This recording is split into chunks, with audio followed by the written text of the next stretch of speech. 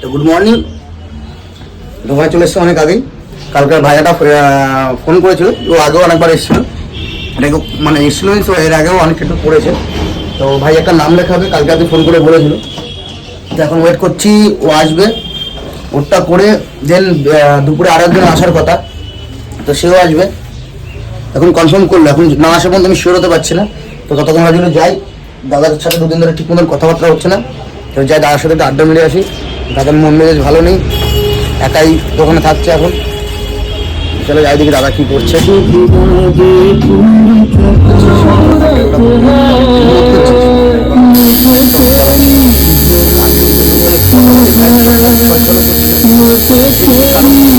সেসব ব্যাপারে আমি কিছু বলতে চাই না, ভাইও বলছিল এই ব্যাপারটা শেয়ার না করতে কারোর সাথে, যার কারণে বেশি কিছু বলতে চাইনি আর বলেও নি। তো ভাই চুপচাপ করে মজা নিতে, গানের মজা নিতে নিতে ওটা শুরুই করে দিলাম, অনেকক্ষণেরই করছিল।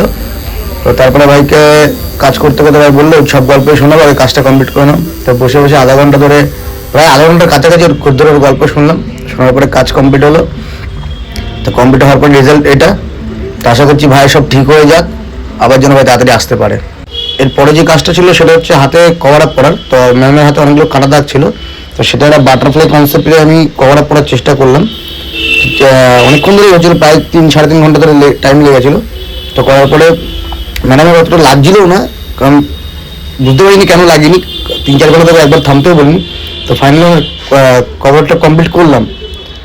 তো কাটা দাগগুলো হালকা হালকা বোঝা যাচ্ছিলো, তো যার কারণে কালার ইউজ করতে হয়েছিল। তো করার পরে দেখো ফাইনাল রেজাল্ট কেমন হলো ওটার।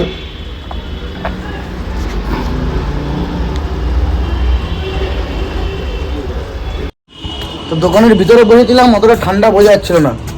বাইরে আসার পরে আমার দাদা আমাকে রিয়েলাইজ করালো যে এখন ছোটো কাশ্মীর হয়ে গেছে বিরাটি। তো এখন আমি দাদা মিলে আগুন ধরাবো, তার জন্য বাটার মধ্যে করছি। টাইট তো দাঁড়াবো, হাত না কেটে যায়।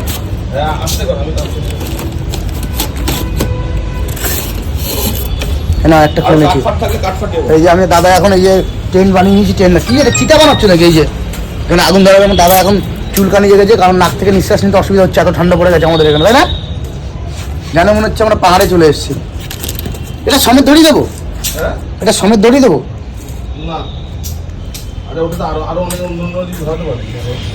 আমার দাদার দোকানে এত কাস্টমার যে না পেরে দাদা এখানে বসে আগুন জ্বালাচ্ছে।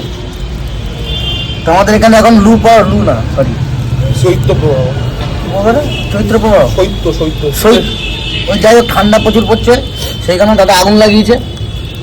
ভালোই বলছে, ভালো, যত জোরে জ্বলবে তত জোরে নিভে যাবে। আসো আসো আসো আসো, শেষ হয়ে গেল। গরম তো লাগছে, আরো বেশি ঠান্ডা লাগবে। তো আমাদের আগুন জ্বলে গেছে, আর 2 মিনিটের মধ্যে আগুন নিভেও যাবে, শেষ।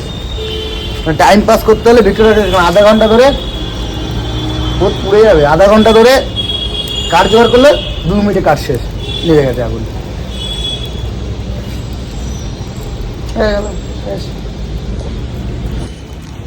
তো আমাদের আগুন জ্বালানো কম্পিটিশন হচ্ছিল। এটা হচ্ছে দাদার আগুন জ্বলছে, দাঁড়াও ভালো করে দেখাই।